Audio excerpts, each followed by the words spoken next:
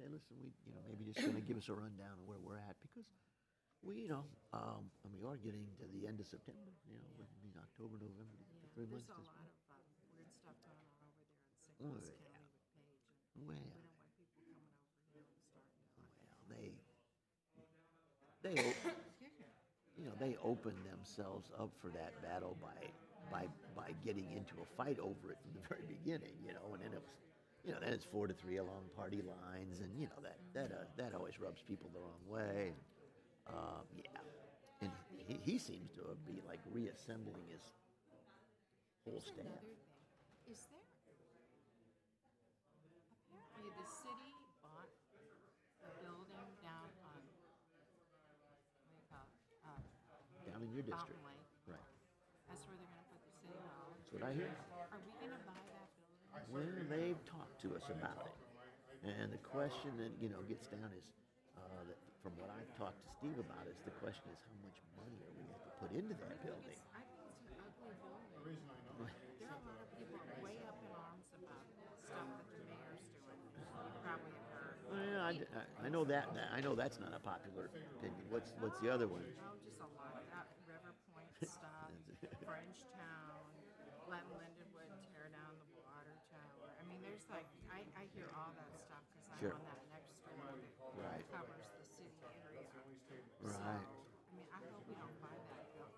That building, honest to God, needs to be torn down. I mean, I understand that the space is more conducive to us, but I think that's going to cause a problem. From what I understand, they've talked to us about it. We've sent our people over to look at it. They looked it over and said, "Hey, I think we're going to need to put a couple $1 million just in, I hope that there's some discussion about that. Oh yeah. Oh, there will be. We send out some kind of an offer on it. I don't think we can. Well, they can't purchase it without going through us, Well, So. I know, but I'd rather have some discussion ahead of time than be presented with a contract. Well, I think they will. You know. We can bring it up at any time. Though.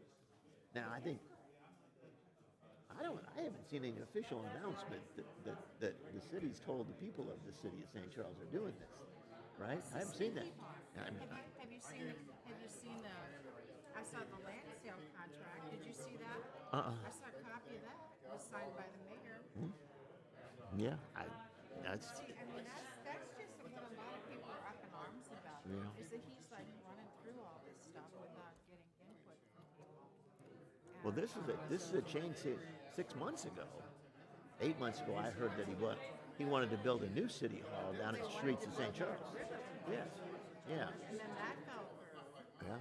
So now he's bought this other building. And I don't even think there was much discussion about that. It just seems like a shady way to run things. And then, you got the thing about, well, during the COVID, they had the meetings closed, and people felt they were trying to, like, ramrod stuff through during a period of time where public comment wasn't available. Yeah. I just want to make sure that we're all kept in the loop on everything. I don't want to be, like, blindsided. No. That's my thing. Life's true.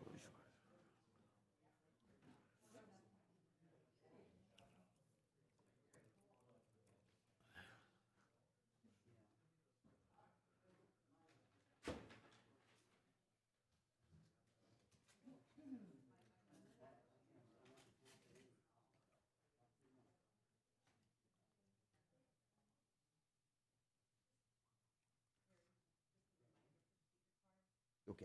Yes, I'd like to remind everyone, if you intend to speak, please fill out a speaker's card on any topic during public comments or during the CUP that we have. So please get that done.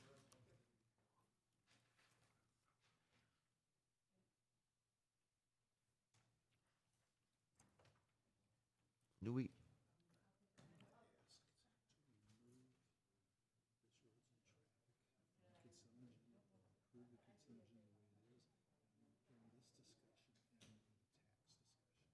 Okay. Okay. Sure, sure. Invocation. Okay. You got the invocation. You are.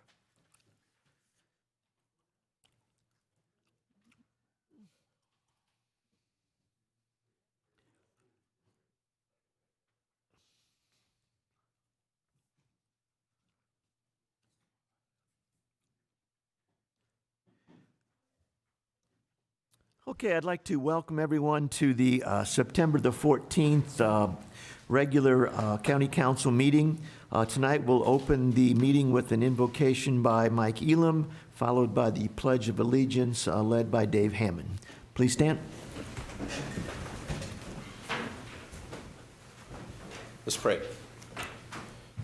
Father God, we just pause before we start this meeting to ask for your wisdom and your guidance as we do this.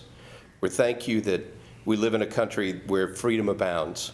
And although right now we may be going through a very strenuous time and the pushing and pulling of those freedoms, we thank you that those who came before us had the forethought and the grace to humble themselves before you to get the plan that they needed to lay out the freedoms of this country.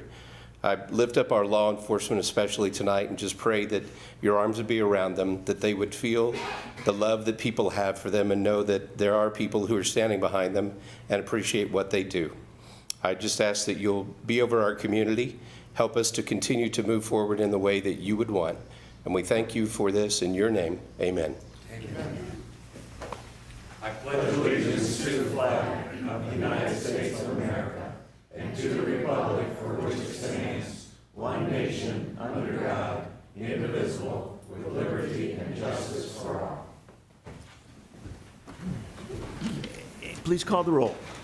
Councilmember Joe Cronin. Here. Councilmember Joe Brazel. Here. Councilmember Mike Elam. Here. Councilmember Dave Hammond. Here. Councilmember Terry Hollander. Here. Councilmember Nancy Schneider. Here. Councilmember John White.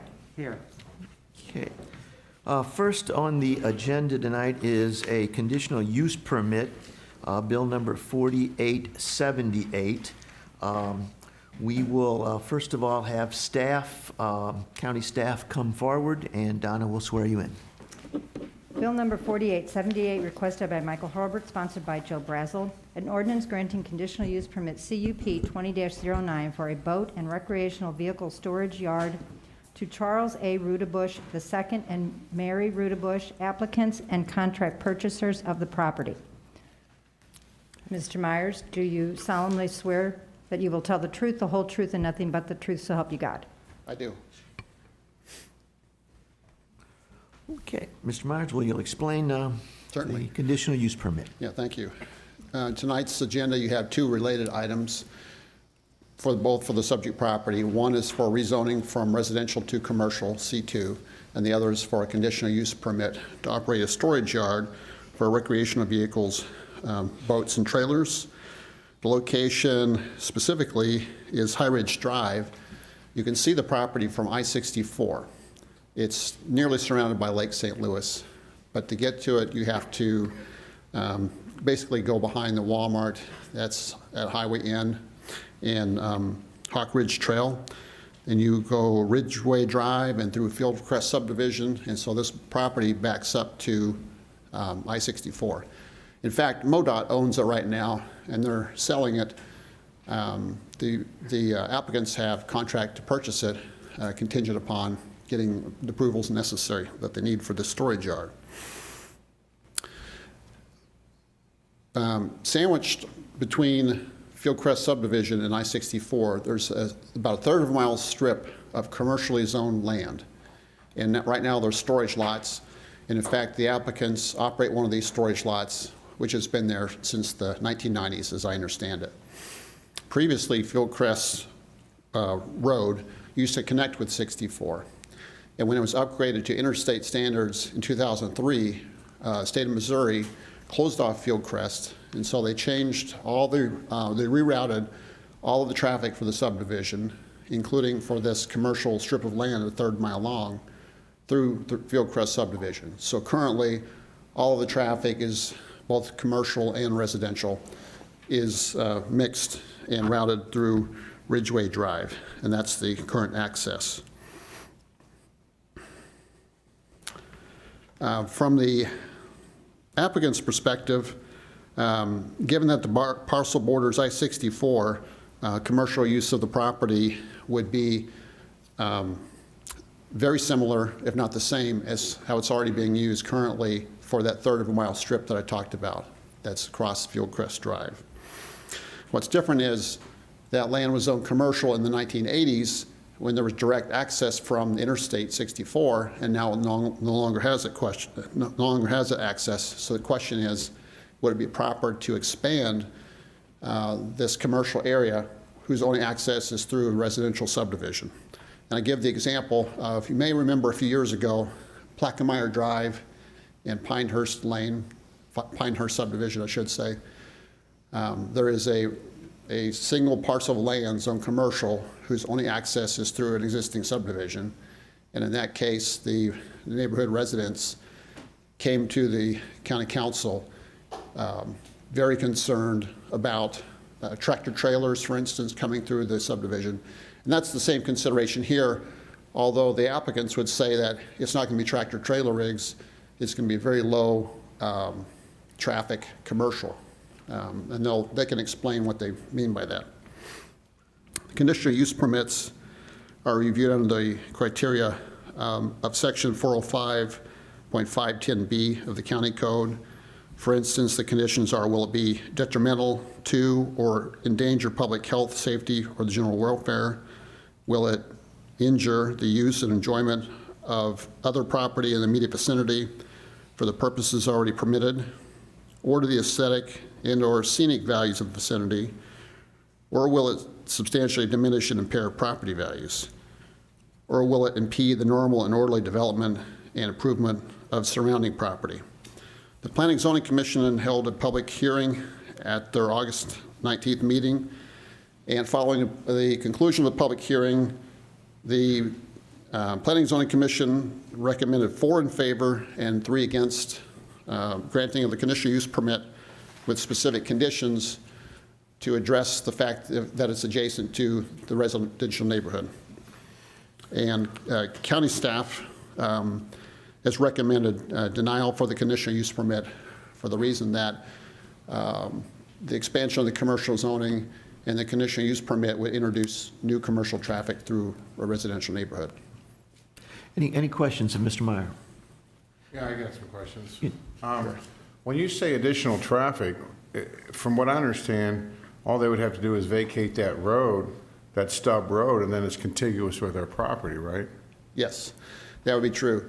Now, the only access for that long red strip, all of those commercial outdoor storage lots, they already come through the subdivision now. That's its only access. Oh, that's his only access. So how is adding that, I mean, that piece to it, how is that adding any additional, I mean, it's just a storage lot, right? Right, yeah. So how is that adding really any additional traffic? I mean, besides the few?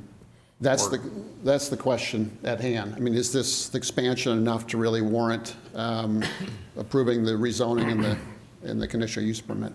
Well, which one was approved? One was approved and one was denied, is that correct? Yes, the Planning and Zoning Commission reviewed the conditional use permit first on the agenda and then recommended for approval. And then when they got to the rezoning, they actually recommended denial. That doesn't make any sense. No. It was a split decision. It's highly unusual, but what happened was I think one vote changed, and so it was 4-3 in favor of the conditional use permit and 4-3 against the rezoning. Yeah, Joe, I was on the planning and zoning. It really did not make any sense, okay? But that's the way the vote turned out. Yeah, I mean, I just don't, this property, it can actually be used by nobody else. I mean, it just can't. I mean, so I don't understand. I mean, I'm in favor of this. It just makes no sense not to allow these people. It's contiguous, you vacate the road, otherwise it's gonna sit vacant forever. I mean, but anyway, okay, any other comments? Any other questions? Yeah. On that map, Robert, where are the houses? Where's the subdivision? The yellow, I think. All of the yellow is the subdivision. So that's a rather large subdivision, I guess, right? Yes, How many yeah. homes? It's several hundred homes. It was platted in 1957. Okay. Before the zoning came about or subdivision regulations came about in the county. And there's 2 homes immediately behind it. Now, in fairness to their plan, they proposed to put in screening, both site-proof fence and landscaping to help provide a buffer between the homes and this storage use. And they also offer that it's sort of a low impact commercial use. In staff's mind, though, when you zone something commercial, if this use goes away, then any use in the commercial zoning district could be allowed at some point. And his question is the right place for commercial? Thank you. Any other questions? Mr. Meyer, was there any letters of opposition from people from the subdivision? There was one, One? yeah. Okay. And no one spoke either for or against it, other than the applicants at the public hearing. And I am correct in saying that the other, I mean, there is traffic going through this subdivision, getting to those other commercial places in red there? Yes. Okay, Yeah, and it'd be the same kind of traffic. all right. Will you introduce the applicant to us? Sure.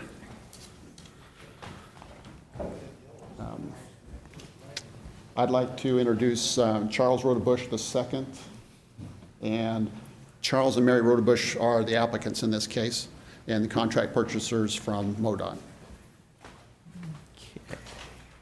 I'll need to swear you in, sir. I'm sorry? I'll need to swear you in. Do you solemnly swear that you will tell the truth, the whole truth, and nothing but the truth, so help you God? I do. Okay, state your case. Hi, my name again is Chuck Rudebush. I'm the property owner of C&J Boat Docks, and we currently have for about the last 20 years stored boats right on Highway 40.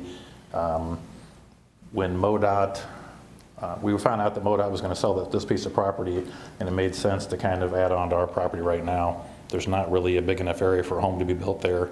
I don't think somebody would want to put a home within 20, 30 feet from the highway anyways. So we came in to apply for it. We didn't know that it was not zone commercial, so that's why we're here to try to get the zoning changed. Otherwise, we can't store boats on it. And there were some discussion about adding more traffic flow to the street.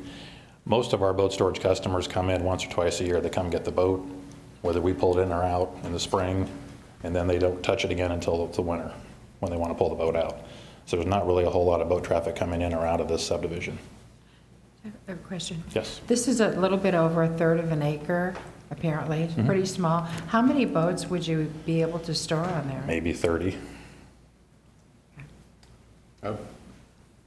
Yes. I would say that him and his dad came down to visit with me about a year ago, I guess it was, down on Hopewell, that ground that was the old MoDOT where they had, but I told him I would not be in favor of that. And I said, you gotta find a spot that's more industrial by a highway. And that's what they did. And so, and then the lot down there went to residential, the one we just did for Rob Chatreau. So, I mean, the guy's doing what he's trying to do, and I just can't see why this is a problem at all. Mr. Cronin? Correct me if I'm wrong, but MoDOT probably use that for storage facilities as well, do they not? Typical MoDOT property, they're gonna have salt spreaders and trucks and everything else. In the subdivision further back, years ago they did, but I think this piece of property was just part of, when they redid the highway, it was just land that they could get and work or tear up or have machinery on. Just what I'm saying is, it was used as some type of storage facility for MoDOT years back. think so. And what you're proposing is really not a heck of a lot different than that. Right. Mr. Hammond? Yeah, typically, planning and zoning 101, you don't allow access through a residential subdivision to get the commercial, but we already have commercial there, and this particular use is one that's not used all the time. Like he said, people, take their boat, store it during the winter time, and so in this situation, I think I'm supportive of this proposal. Okay, Mr. White? Did you have any conversations with the residents immediately adjacent to your property? No, I didn't talk to anybody adjacent to me, but I did talk to other neighbors in the subdivision to ask about the traffic flow, to see if we had any problems with impeding their flow of traffic or basically disturbing the neighborhood. And several people told me that, no, we barely see any items coming out of here that are boat trailers or boats. Are those people in that subdivision customers? No. Okay. Okay, any other questions? Okay, thank you. We could call you back there in just a second. Thank you. Okay. Public comment, we'll now open it up for public comment. Any individual supporting or opposing this application is now invited to share their comments with the council. Council staff will call you up one at a time. Each speaker has submitted a speaker card.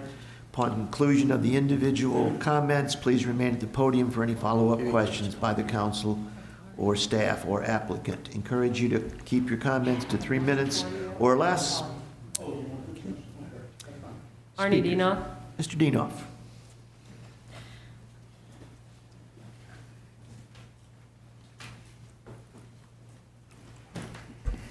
Thank you very much, members of council. You need to be sworn in, correct?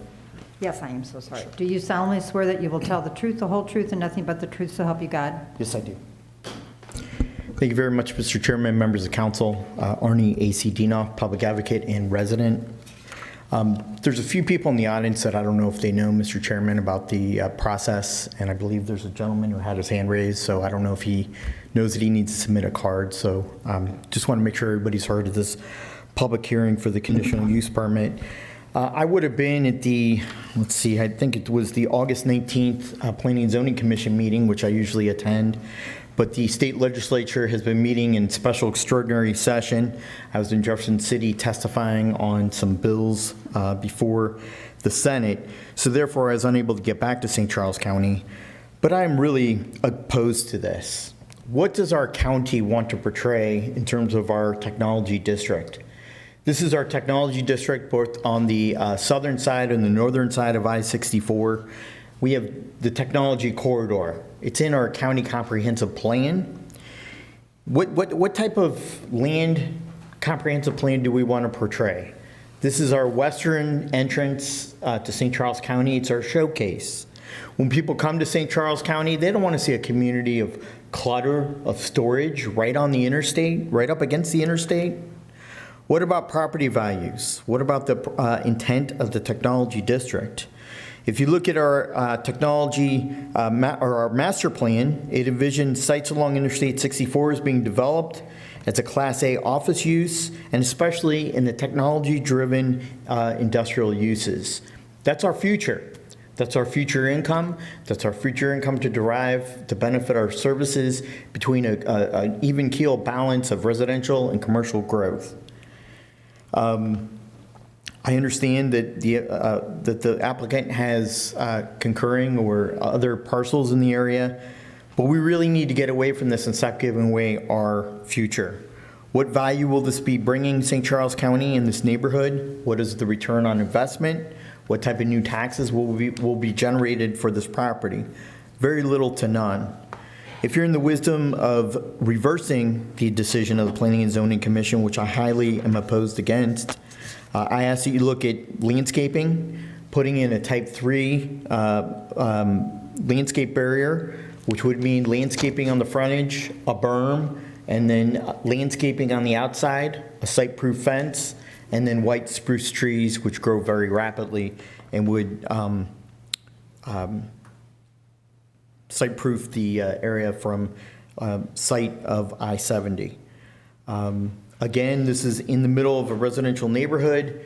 I don't understand why people in this neighborhood weren't at that public hearing. If there was proper notification, I believe that there's a state law and we have a county code of ordinances that say within a certain amount of feet of the residences. I don't know if they fell within that footage, but were they notified is my question. I looked at the county and zoning planning packet and I did not see whether the notification of residences were added to that, as normal governments add those to the packets to ensure that there's transparency and utmost of having the public comment either for or against this proposition. For those reasons and for being in the middle of our technology corridor, I'm opposed to this, and I ask that you vote this CUP, conditional use permit, down. Thank you. Does council or staff have any questions of the speaker? Okay, seeing none. Do we have a second speaker? Robert Becker.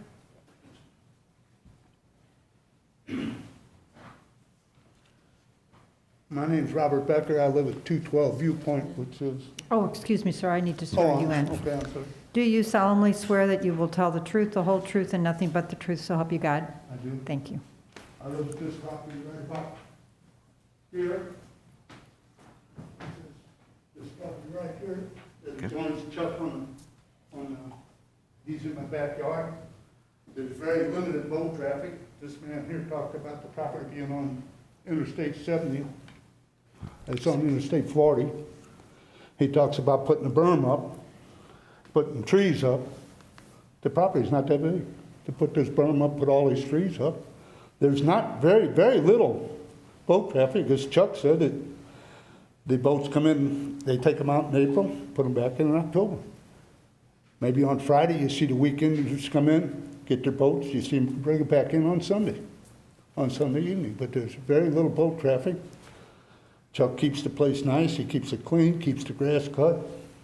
As a month ago, that property had trees 6, 8 foot high, the whole property. That's what the county did, nothing. Here's a man that's willing to take care of it. That's all I have to say. Okay, thank you. He must be a good neighbor to you, right? He is a good neighbor. Anybody that cuts their grass, keeps their property neat and clean, is a good neighbor. I'd take him over some of the neighbors I have right now. And for you to come down here tonight, all the way down to St. Charles to say that, you're a darn good neighbor. Okay. I trade a lot of my neighbors. I wish I'd tear down a few of the houses and put boats over there. Then I wouldn't have to call it. Is there a third speaker? No more speakers. Okay. The council can now discuss this bill. Do we have anyone on the council? Mr. Chairman, can I ask Yeah, Rob county a executive. question? Sure.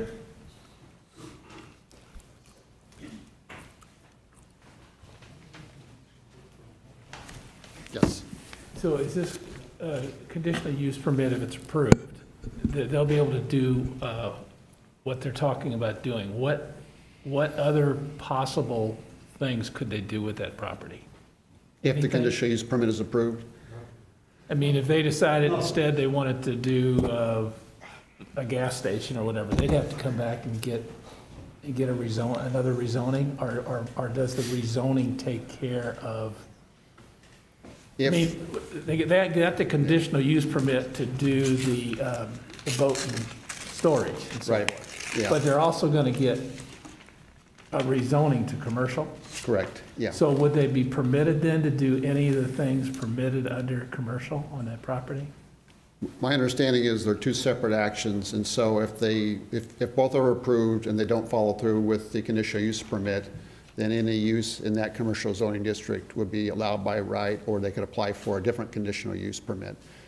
The Okay, so property- they need a conditional use permit to do the conditional use, but the Yeah. permitted uses, they'll be able to do under the commercial zoning. Correct. The property right across High Ridge Drive, in fact, was rezoned in the 1982, I believe it was, for a gas station. They never built that gas station, and access was cut off from the interstate. But that's the kind of thing that can be allowed in commercial zoning district. Having said that, if this property were zoned commercial and given the access, the demand for, commercial demand for the property would be limited. Thank you. Yes, Mr. Elam. Is it fair to say, Robert, based on one of the things that we were talking about earlier was traffic into that area? If people have a problem with traffic pulling boats through, they'd have a real problem if there was some other commercial use that was requiring people to come back there on a daily basis. Is that fair to say? Yes, that's the one concern. I mentioned Plaquemine Drive earlier. That the Plaquemine Drive property, which came before the council several years ago, that was rezoned from residential to commercial, or actually agricultural to commercial, in the 1960s. And for many, many years, it was a very quiet commercial use, and there was very little traffic. But all of a sudden, the use changed, which necessitated semi-tractor trailer traffic to that property coming through the subdivision, and that's when we began to hear about it, when there was actual change of use. So for many years, it was a good neighbor, but the commercial zoning allowed by right a range of commercial uses. So the objection of planning and zoning is not necessarily just to store boats, it's more of what could be available through a commercial use. Right, that's the concern of county staff. Gotcha. Thank you. Mr. Chair. Yes, Mr. Hammond. Plaquemine was entirely different. These people had turned it into actually manufacturing there on this parcel over in Plaquemire, and that's why they were bringing in the semi-trucks to deliver materials, and then they would come back in to haul out the product that they were selling. So it wasn't even a commercial use, it was a they were manufacturing there. Mr. Cronin? Is there any other zoning classification that would allow a boat storage facility other than C2? Boat storage specifically is allowed as a commercial use in agricultural zoning district, but not RVs and trailers. So if you want RVs, trailers, and boats, it's got to be commercial zoning, it's got to be industrial zoning. Okay. So this would be the appropriate, for boat storage, this would be the only really option to be Yeah. C2. Yes. Okay. Thank you. Okay, do you have any other questions for Mr. Meyer or the applicant? Okay, seeing none, this closes public comment. I got a comment. The man said that residents weren't notified. I didn't receive a letter. All right, thank I you, got sir. a question for Chuck. Yes. Chuck, they asked you about a privacy fence or whatnot. And I know there's no room for a berm or trees or anything, because you're right on the property line of 6440, right, pretty much? Probably within 20 feet. Yeah, so, would you, consider putting up, I know you don't have a privacy fence there now, but would you consider putting up a privacy fence of some kind where, because here's the thing, is all these other guys are doing these storage units, we do make them put up privacy fences, and we do make them put up berms. And some of the only calls I got were some of the concerns that your place needs to be cleaned up a little bit.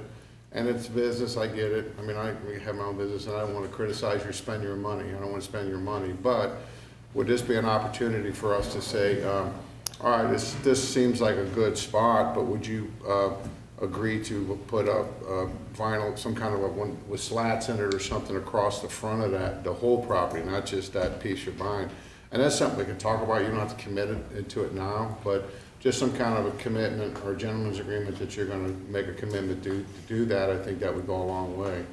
That's not a problem. In our plans, we were going to put up the visibility fence on the residential side, because that's what we were approved to do 20 years ago when we developed the first piece of property, was to site-proof the fence from the homes that were next. Okay, well, we can have that conversation if you like. Like I said, I think that would certainly make it a little more acceptable if there was some kind of effort like that made. Can I make one comment too? Sure. I guess your worry is what's going to happen down the road if I sell this property and somebody else come in and do whatever they want to do. If I did decide to sell the property down the road, as I get older, want to do something else the rest of my life, somebody's going to have to come in and approach St. Charles County to get approved whatever they want to do. Is that correct? Yes. So they would have to come in front of this board, and they'd have to have a plan. That's why I asked the question. No. I would assume that's what the process would be, so I don't want to be penal. I know you're looking out for the big picture of the whole community, and I get that, and I want to take care of and make sure what we're doing looks appropriate too, but I don't want to be penalized for, I think the process would be that somebody else would have to come in and get approved what they want to do, and that's when you guys would say, yea or nay. I would just say, if you guys are familiar with the property, it's very difficult to, there's not going to be anybody that's going to spend a lot of money on that property to build a building that requires volume to pay for the banknote. It's just not going to happen.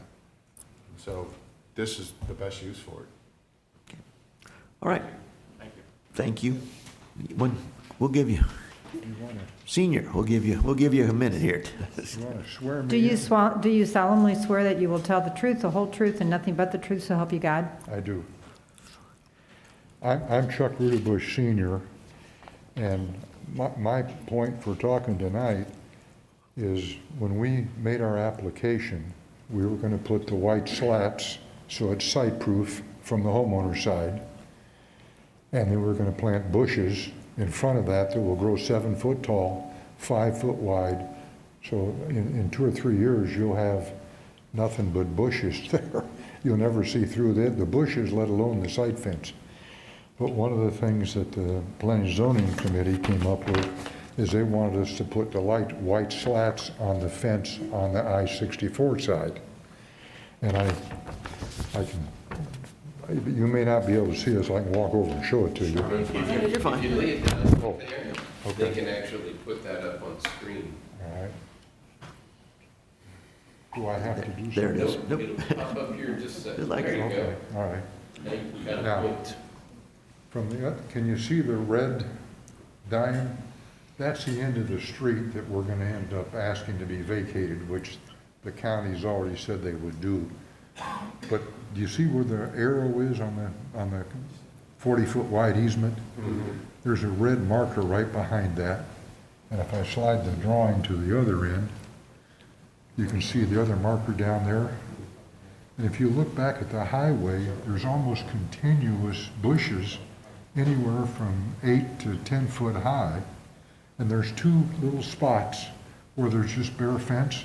And we would put the same kind of bushes right there that we're gonna put on the homeowner side, excuse me. Yes, yes, County Executive. Sir, who in the county told you that it's going to be vacated? I can't hear you. Who in the county told you that that street would be vacated? Oh, Charlie Cooler.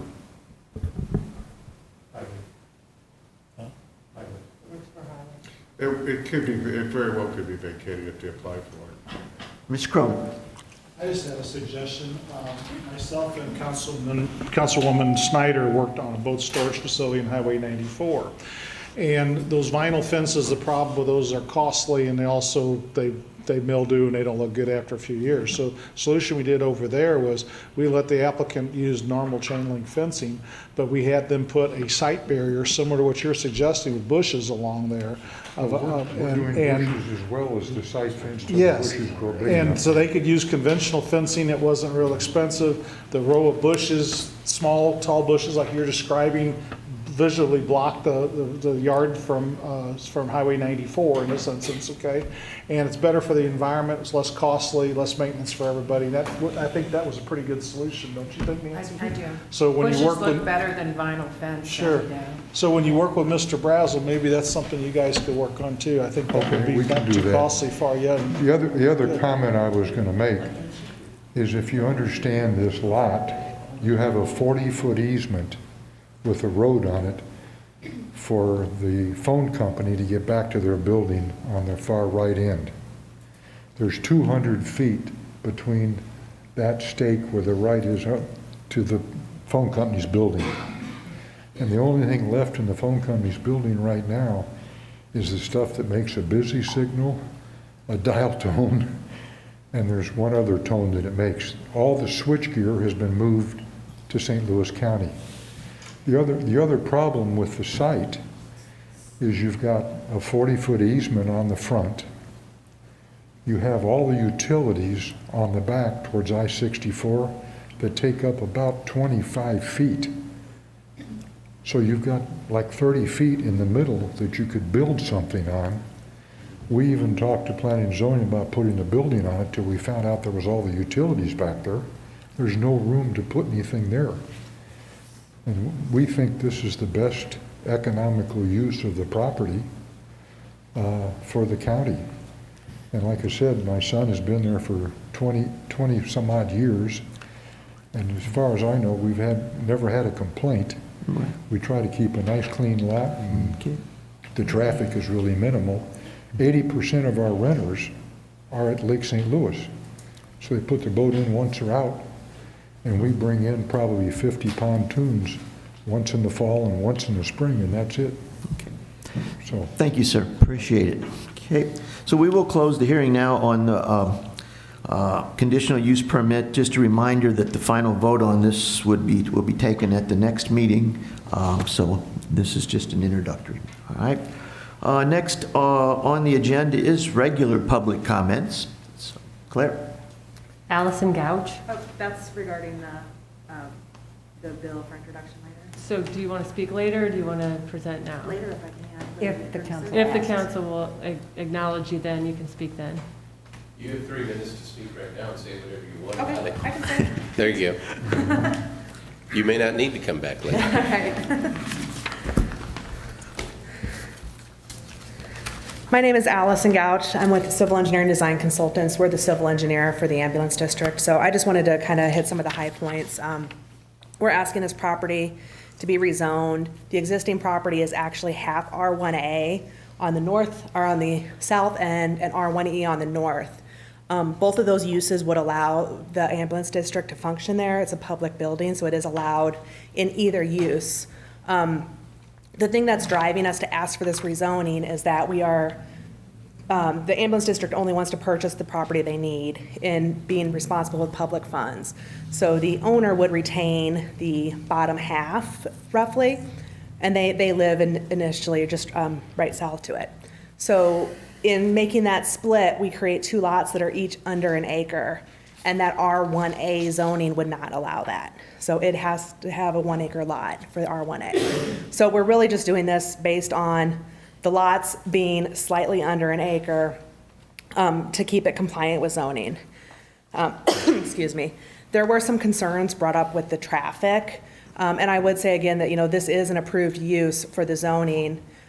These houses aren't huge, massive houses with ambulances coming and going every 2 minutes. The initial plan would be to have one crew there at a time, and they may take 12 calls a day. Now, that, could obviously change, but when you talk about a scale, this isn't adding a huge amount of traffic to this area, and it is an approved use for either of those zonings.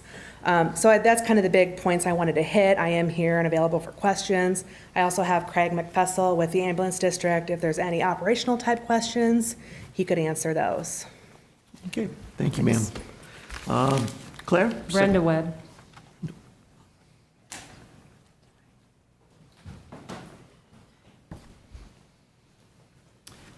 Good evening, gentlemen and ladies, and just want to thank you for, again, listening to the public. I'm back about, mandates and just the freedom that we're enjoying in St. Charles County and how much we appreciate it, and appreciate, St. Charles staying free. And just wanted to let you know we had a huge celebration event on Saturday, and kind of just wanted to share that with you about how wonderful it was. It was called the Freedom Tour USA out on at the Arrowhead, Building Supply, and we had 3,000 to 3,500 people show up. And so that was the estimates. We had people, security up on the roof that were, kind of tracking what all was going on. So I feel like that's a pretty good estimate. Of course, people came and went. I had people telling me today that as they were coming and going, they ran into people that were walking like 2 miles because we had the First Assembly Church parking lot reserved. We had arranged with them to have shuttles, and people were parking wherever they could and walking 2 miles to get there because they wanted to be there so bad. And it was like an incredible, incredible event. It was just wonderful. And I've got some pictures. I meant to email them in time to Joe, and I didn't get them, but if I could put them up here, is that possible? Yes. Okay, so, I don't know which way. It'll pop up.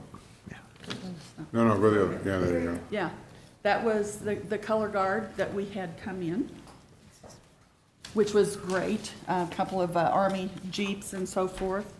There is a picture of the crowd. One side of On it. one side. There's another picture, kind of the same view, but, and you can just see, they were just seated all over. Here's one from the front. Okay, this is kind of down another side, down the front, and then just past there, you turned right, and there was the other side of the building. We had the McCluskeys in, who were wonderful, just did a fantastic job, representing freedom and what they endured. I think this is a copy. Yeah, these are copies. So I just kind of wanted to share with you, how incredible this event was. I don't know if anybody had reached out to all you all. We should have, and I apologize if we didn't. It was just like an incredible event, and everybody had so much fun. We had over 30 booths that came and set up. I helped set up the booth, so I like to know who's there. And we had 5 food trucks, shaved ice booth, Donut Stop came and brought donuts, and they all sold out. Like, I think I'm not positive about the trucks, but donuts did. Uncle Sam on stilts walking around, a photo booth. I mean, like, we just had a blast. And so we just want to share that with you, and thank you so much, for protecting our freedoms, standing for Constitution. Thank you. Arnie Dinoff. Thank you. Mr. Dinoff.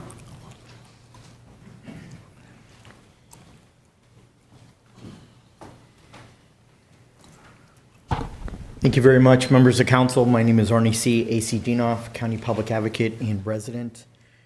First of all, I'd like to say crime and killings do not stop at the city of St. Louis borders.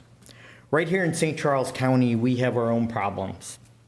Over the weekend, and I would like each and every one of you to keep in prayers Chase Dunlap. Chase Dunlap was a 27-year-old veteran of the Air Force. He hails from Old Monroe, and he has a 4-year-old daughter. He was at a bar in Wentzville when 2 gentlemen, I wouldn't even call them gentlemen, when 2 men were responsible for his death. They were 24 and 30 years old. They went to their car and got a tire rod jack and came and killed Mr. Chase Dunlap at a Wentzville bar called the Lava Lounge. It was a cold murder, and we have the same problems that the city of St. Louis has. No one deserves to lose their life under any circumstances. And I would ask that each one of you keep Mr. Dunlap and his 4-year-old daughter in your prayers. Now, at the last meeting, I asked that Nick Shore, who's the state representative, unfortunately does not qualify, is in violation of our sacred state constitution. Article 3, Section 4 says you must be a resident and hold your residency at all times, or you forfeit your office. Mr. Shore is an embarrassment to our Republican Party and to our county, and still withholds that seat. And unfortunately, we may lose that seat in November to a Democrat pending a court case on September 23rd in the circuit court. And some of the things on your agenda I want to bring to your attention: Route 94 widening design. Unfortunately, there's a sole source, which is HR Green. It's a $265,000 contract. Why are we going with the sole source and not putting out for competitive bids? The next item that I'd like to address is a hazard mitigation grant application in the amount of $1,086,000. 25% must be the local match of St. Charles County, which is $271,569,000. And I'd like to know where, from Ms. Lycum and Mr. Shar, the Director of Finance, where that money is going to come from. There's a resolution on your agenda in the amount of $23,290,000 for special obligation refinancing bond issue. What is this purpose? We're spending, or you want to spend $150 million to go for an investment into our county jail. But for $75 million, we could have a brand new state-of-the-art jail facility, one of the best in the nation, and save taxpayers $50 million. So at your last meeting, you spent $4 million on a walkway, could go from the jail to the courthouse. And also, there's bill number 4838, which is on your agenda for the special obligation bonds. And then, just sum it up here. Well, we got, go ahead, very quickly, give me 10 seconds. The intergovernmental agreement with Route N and Weiss Road alignment, again, is this a good deal for our taxpayers? Okay, Thank you very much. Anyone else, Claire? No more speakers. Okay. Next up is the oral report from our county executive. Thank you, Mr. Chairman. I have a rather quick report, I believe. And if I can really, I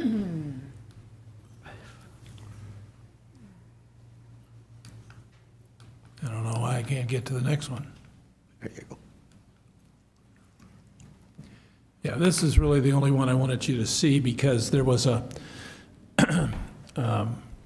story in the Post-Dispatch today that made a point that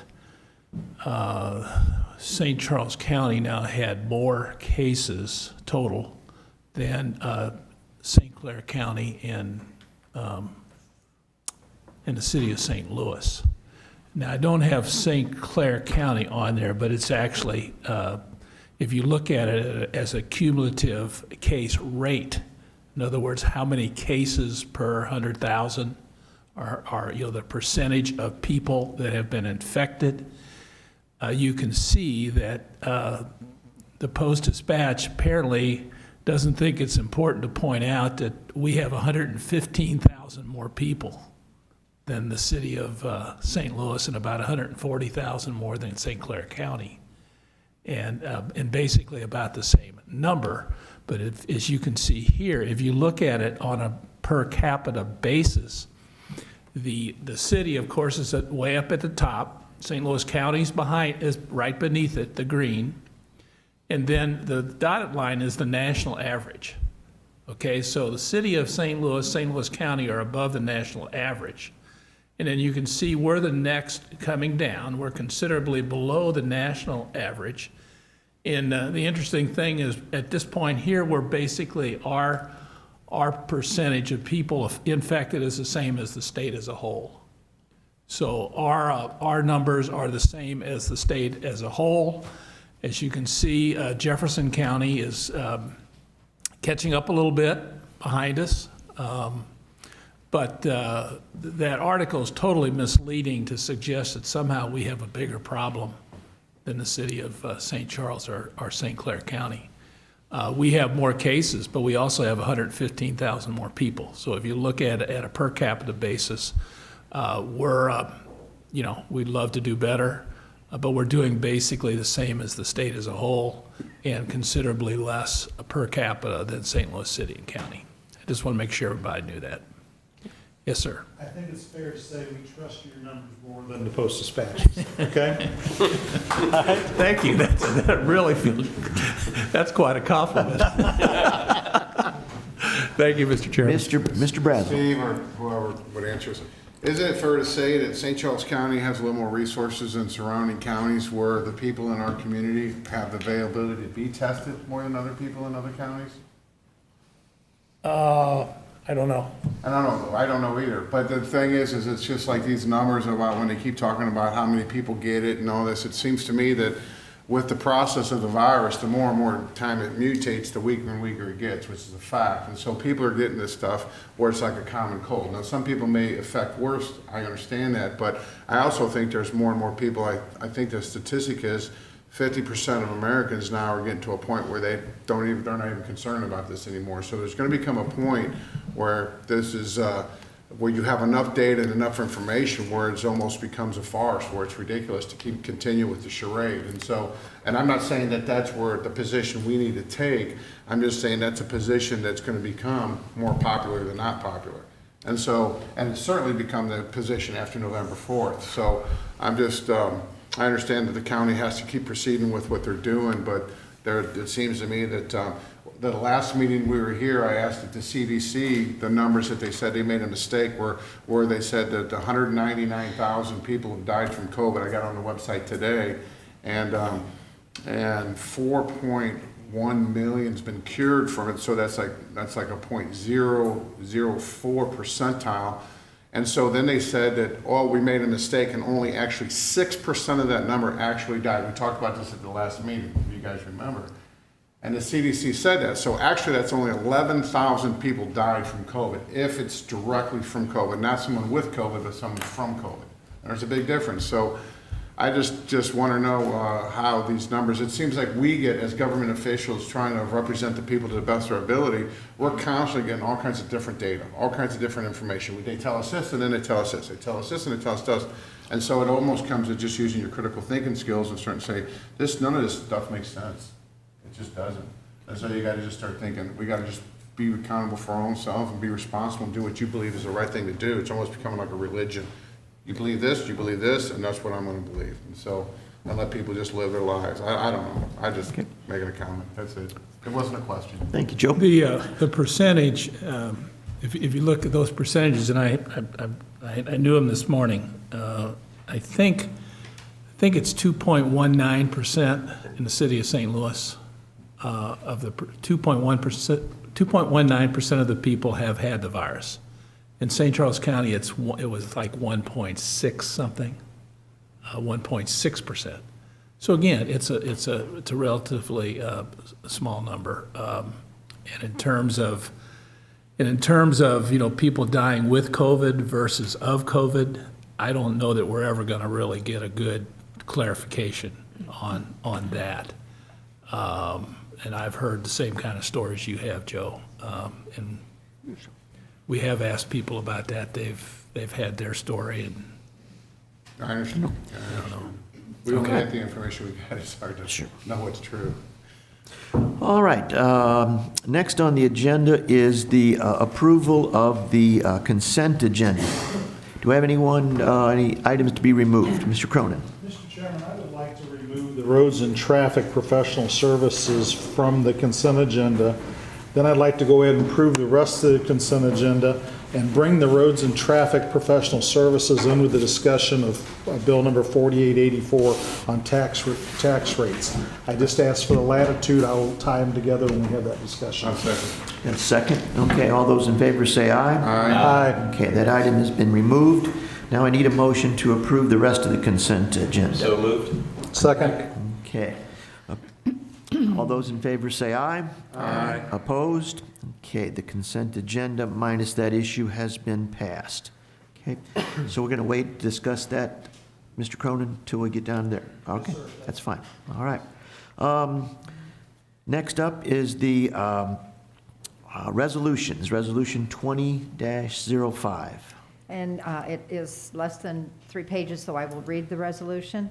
Resolution number 20-05, sponsored by council as a whole. A resolution regarding St. Charles County's 2019 Hazard Mitigation Grant application, whereas St. Charles County, Missouri has applied through the Missouri State Emergency Management Agency to the Federal Emergency Management Agency for a 2019 Hazard Mitigation Grant in an amount up to $1,086,273 for the total project cost.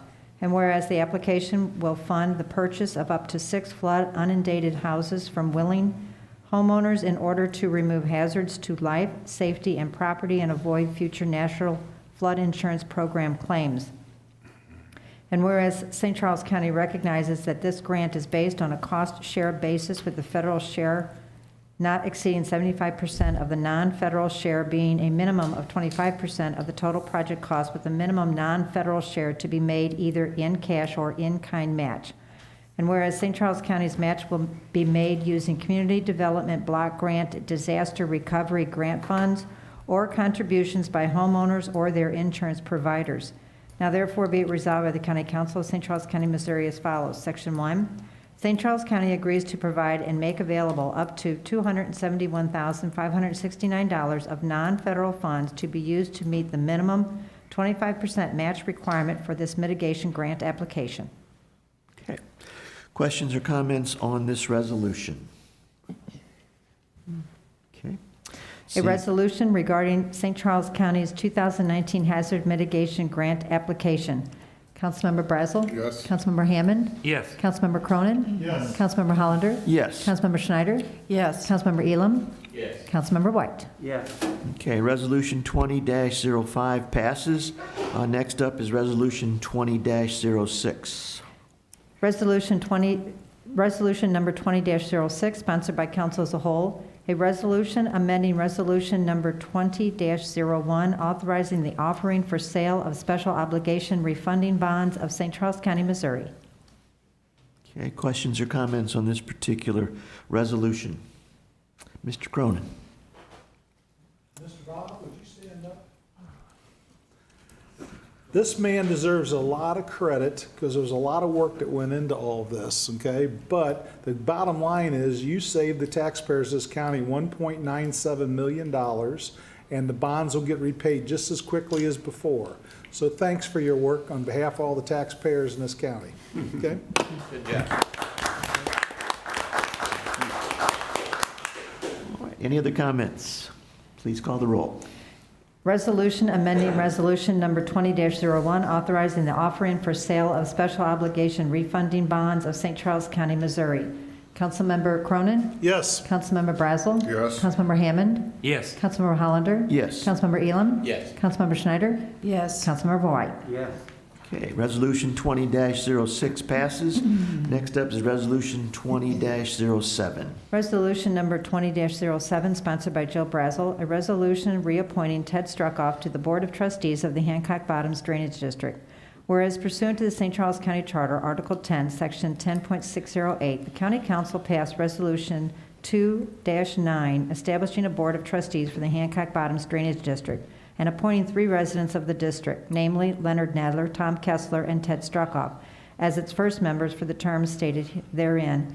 And whereas by Resolutions 4-9, 6-3, 6-8, 7-10, 8-13, 9-8, 10-11, 11-8, 12-8, 13-8, 14-7, 15-5, 16-5, and 17-8, the County Council has since reappointed or appointed district residents to the board, and its current members are Ron Bierbaum, Tom Kessler, and Ted Struckoff. Whereas because Ted Struckoff's term expired on August 25, 2020, the council seeks to reappoint him to a new 3-year term beginning September 14, 2020. Now therefore be it resolved by the County Council of St. Charles County, Missouri as follows. Section 1, the St. Charles County Council makes the following appointment to the Board of Trustees for the Hancock Bottoms Drainage District. Ted Struckoff to a 3-year term beginning September 14, 2020. Questions or comments on this resolution? Seeing none, please call the roll. A resolution reappointing Ted Struckoff to the Board of Trustees of the Hancock Bottoms Drainage District. Councilmember Hammond? Yes. Councilmember Hollander? Yes. Councilmember Schneider? Yes. Councilmember Elam? Yes. Councilmember White? Yes. Councilmember Cronin? Yes. Councilmember Brazel? Yes. Okay, resolution number 20-07 passes. Next up is resolution 20-08. Resolution number 20-08, sponsored by John White. A resolution reappointing Rick Higgins to the Board of Trustees of the Greens Bottom Levy District Number 2. Questions or comments? Seeing none, please call the roll. A resolution reappointing Rick Higgins to the Board of Trustees of the Greens Bottom Levy District Number 2. Councilmember Hollander? Yes. Councilmember Schneider? Yes. Councilmember Elam? Yes. Councilmember White? Yes. Councilmember Cronin? Yes. Councilmember Brazel? Yes. Councilmember Hammond? Yes. Okay. Resolution number 20-08 passes. Go bills for introduction, or do we want to take Mr. Cronin's? I think he said when we get, Okay. All right. Thank you. All right. Bills for introduction, starting with bill number 4879. Bill number 4879, requested by Michael Hurlbert, sponsored by Nancy Schneider, an ordinance amending the zoning district map of the County of St. Charles, Missouri by rezoning land from R1A, Single Family Residential District, to R1E, Single Family Residential District, per application RZ 20-10. Questions or comments? Okay. Yeah, I was on the planning and zoning when this was introduced. Basically, again, it's kind of the reason it's before us is somewhat of a technicality because of the dividing up of the lot into 2 separate pieces that are slightly under 1 acre. Obviously, the purpose of this is to build a emergency station there. And are there any other questions? Okay. Thank you. Next bill for introduction is bill number 4880. Bill number 4880, requested by Mike Hurlbert, sponsored by Jill Brazel, an ordinance amending the zoning district map of the County of St. Charles, Missouri by rezoning land from R1E, Single Family Residential District, to C2, General Commercial District, per application RZ 20-11.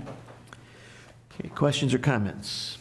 Again, this is the issue that we spent quite a bit of time discussing. Obviously, there's, has to be not only a CUP, but also a rezoning. Any other questions? Okay. Next up for introduction is bill number 4881.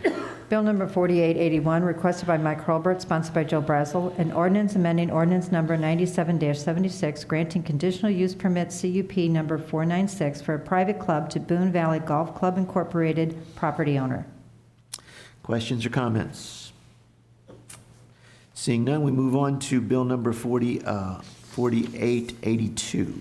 Bill number 4882, requested by Ryan Graham, sponsored by Terry Hollander, an ordinance authorizing the county executive to execute an intergovernmental cooperative agreement number 2 for maintenance of Darden Creek with the Darden Creek Drainage District number 3. Questions or comments? Seeing none, we move on to bill number 4883. Bill number 4883, requested by Bob Schnur, sponsored by council as a whole, an ordinance authorizing and directing the issuance, sale, and delivery of special obligation refunding bonds, Series 2020 of St. Charles County, Missouri, and approving certain documents and authorizing certain other actions in connection therewith. Questions, comments?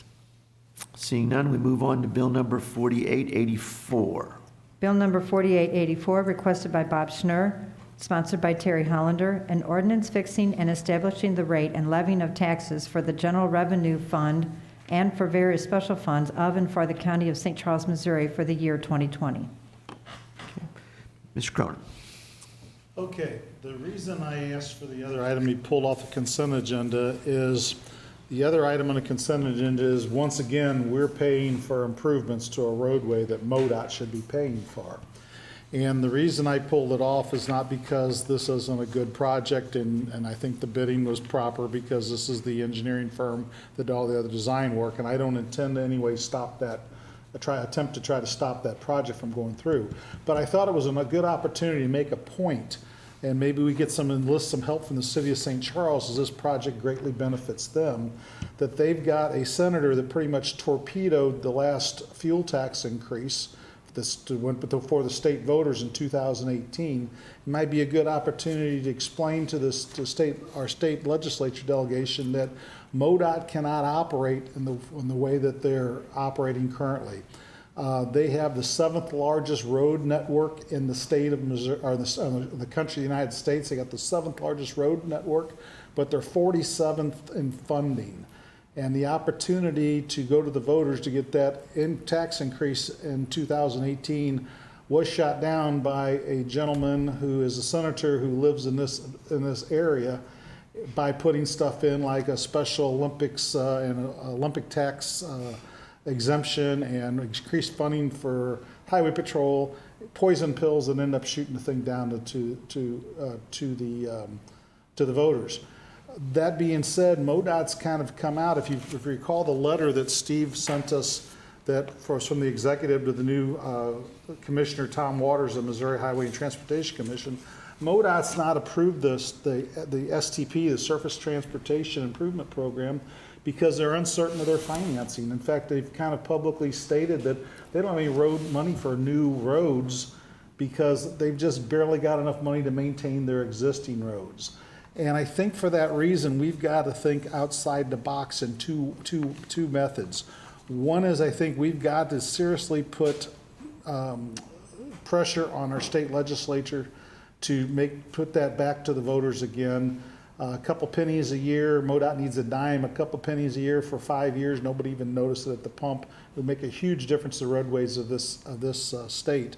So that's number one, and I think the best way to do that's through the cities, and that's why I asked for this to be removed from the consent agenda. I spoke with one of the mayors of a prominent city today about this, and he said, "You're spot on, Joe." He says, "We've got to do this. We've got to get the state legislator to take this MoDOT funding seriously."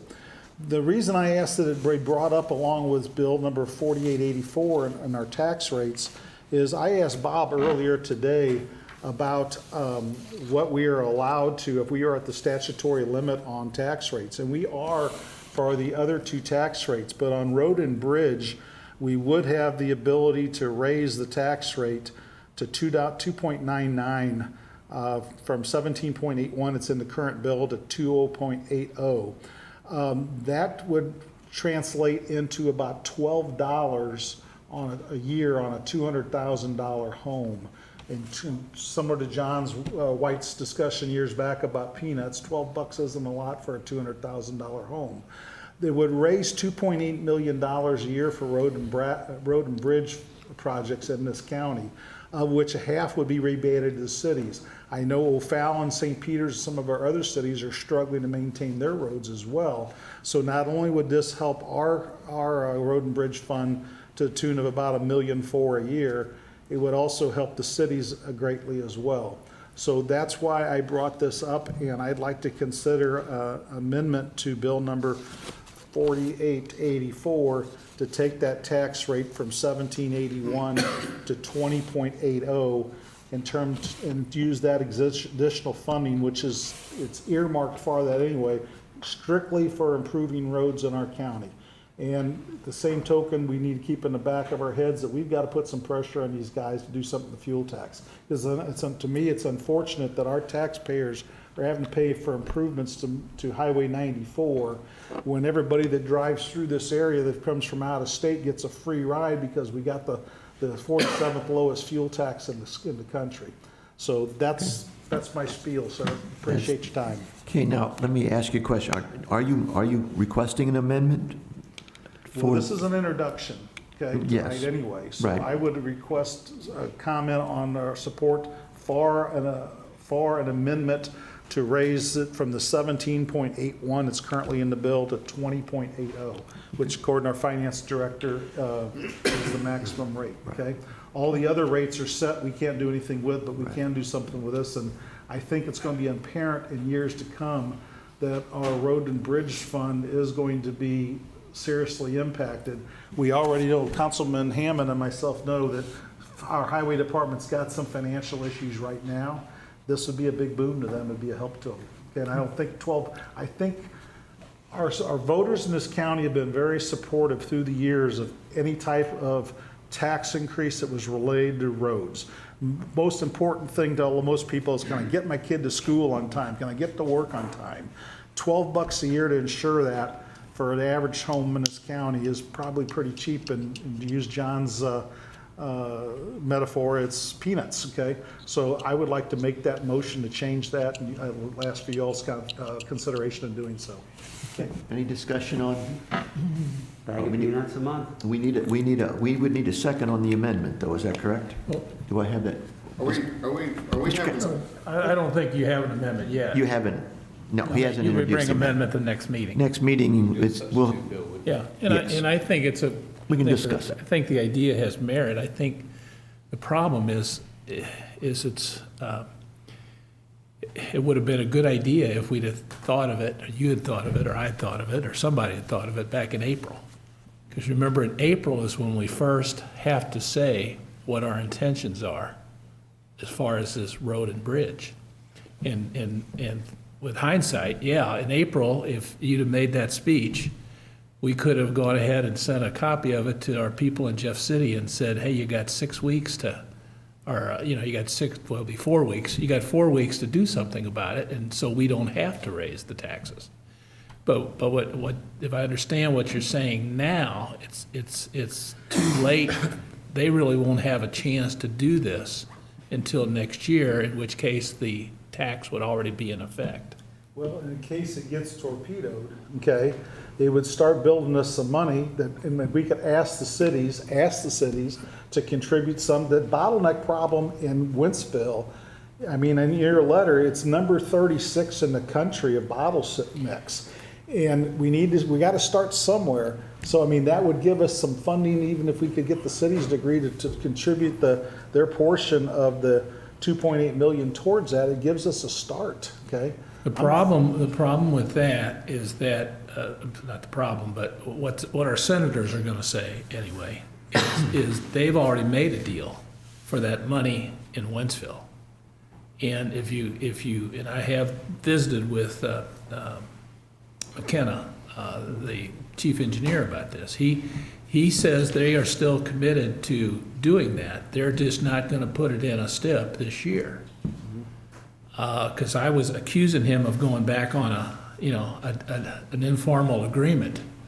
And he said, no, there's still the agreement and we're still going to do that. Now, there's another letter on my desk that I haven't finished yet, which John has done some great research on this, John Greisu. When MoDOT originally decided not to do the STIP, they were thinking they may be down 30% this year. We wrote a letter then saying, it looks to us like you're only down 15% based upon the numbers we had gotten. We got a letter back saying, no, the numbers you've gotten were before the COVID hit. So in other words, they were numbers we had in March, but they were really January numbers. So we waited 2 or 3 more months, looked at it again. It's not 30, and it's not It's not even 15, it's, what is it, where's John? John, was it 3%? Probably about 4% for the year. 3 or 4% so far this year, which we could still make up. So, you've identified the problem, and this is maybe one solution.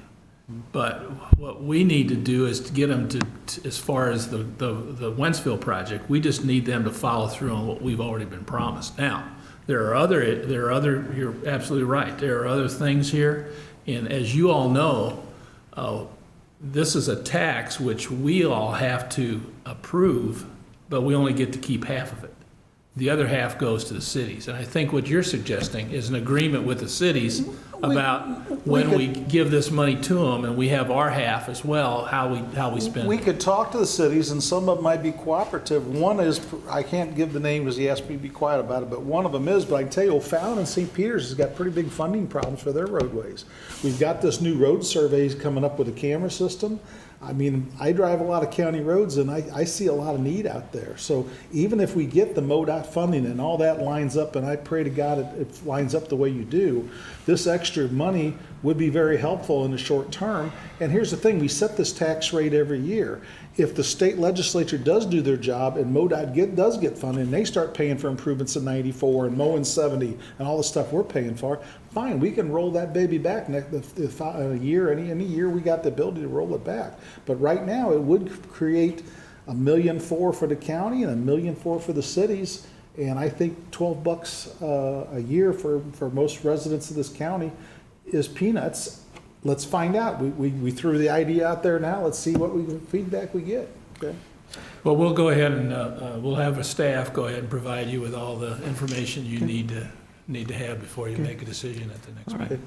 Thank you. So that'll give us some food for thought to the next meeting. Little housekeeping now. We have to have a motion and a second to approve the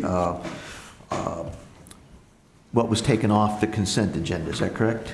Yes, sir. Okay. I'll make a motion to put it back on the consent. Second. Okay. All those in favor say aye. Aye. Opposed? Okay. All right. Now we move on to bill number 4885. And, okay, so if you put it back on the consent agenda, are you going to approve that then? Yeah, we need to, yes. Yes. Yes. So I would say a What- motion and a second to motion approve. I need a approved. motion. What, are we still discussing, we're discussing the ones you removed, are we still discussing those, or? We only had the one, and that was the one on the 94. So I need a. Do we want to talk about why it's just got one bid on it? Sure, you certainly I can. mean, who, Certainly John?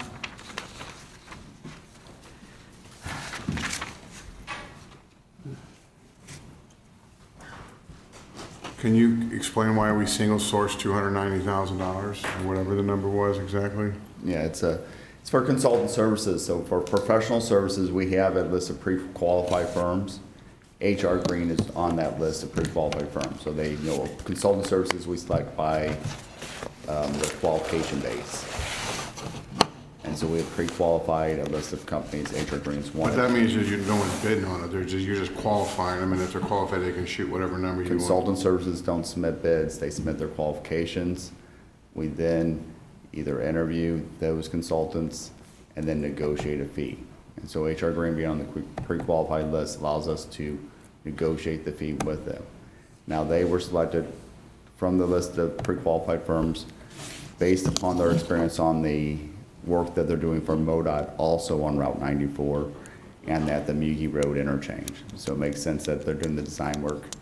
What they are designing in this particular project is on Route 94 between I-70 and Crowley. It's 2 lanes basically in each direction. This will add a 3rd lane in each direction, so 6 lanes on 94. HR Green is doing the work for MoDOT from Crowley down to Page Avenue of making that 6 lanes. So they've already been out there, they've done the survey, they're involved in the project with MoDOT. So HR Green is part of the bigger, what's the bigger project? So the bigger project is the interchange improvements at Maggie Road, Old Highway 94, and Route 364, changing that interchange. For MoDOT. For MoDOT. What's that dollar amount, do you know?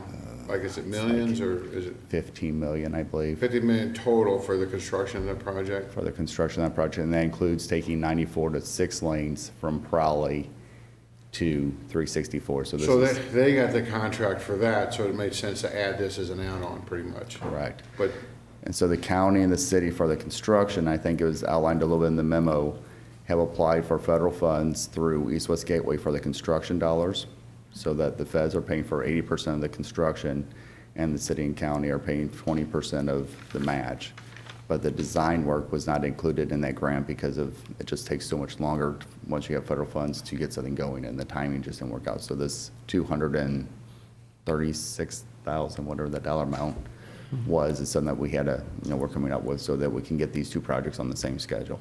if this was a standalone project, is that how we do? We don't typically just do an RFQ and then just let the consultant just charge an unknown amount. I mean, we don't. So, no, the process was basically the same as if it would have been, if we had more time. We would either go through the pre-qualified list based upon that qualification base for professional services, engineering services, or an alternate option would be to advertise it and select, have them submit their qualifications. But that first step is always based on engineering services, qualification based, then we negotiate a fee.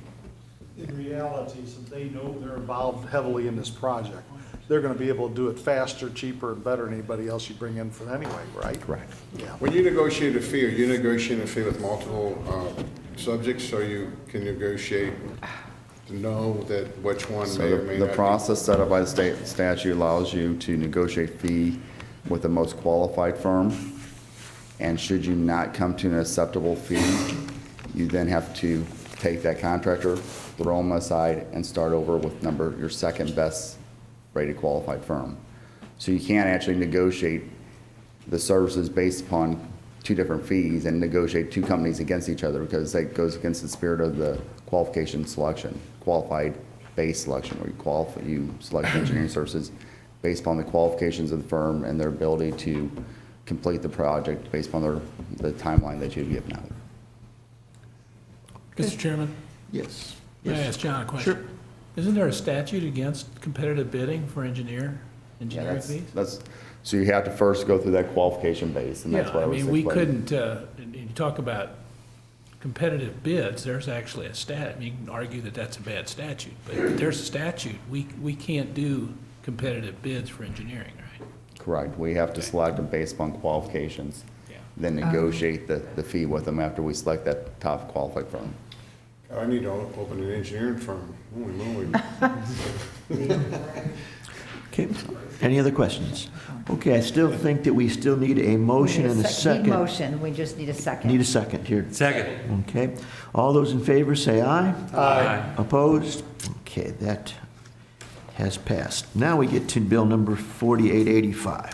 Bill number 4885, requested by Craig Tykowski, sponsored by Terry Hollander, an ordinance authorizing the county executive to execute an intergovernmental cooperation and reimbursement agreement with the Metropolitan Park and Recreation District, doing business as the Great Rivers Greenway District, for funding the construction of a pedestrian and bicycle trail to be included as part of the intersection improvements at Weiss Road and Route N project. Questions or comments on bill 4885?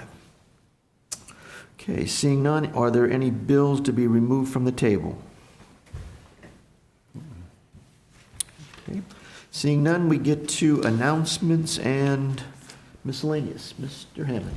Yes, I just wanted to welcome Rory O'Sullivan, our acting county counselor, to the meeting tonight. We were easy on you tonight, so. I had some tough questions for him on the side here. Are we expecting to buy the green beer for St. Patrick's Day? You can bring it, Cronin. Yes. Any other announcements or miscellaneous? Okay, yes, Mr. County Yeah, I Executive. know, Joe, we saw the little presentation about the event last Saturday, and I know Joe Brazel worked real hard on that. I just want to congratulate him on a successful. I will say, thank you, Steve, and I will say, guys, it was the most incredible, it was so patriotic, it was unbelievable. It was really soul moving. I'm not kidding. Very positive. Everybody's very positive and loving. It was just awesome. It really was. Okay. Motion to adjourn? Motion, second. Second. We are adjourned. Thank you, folks.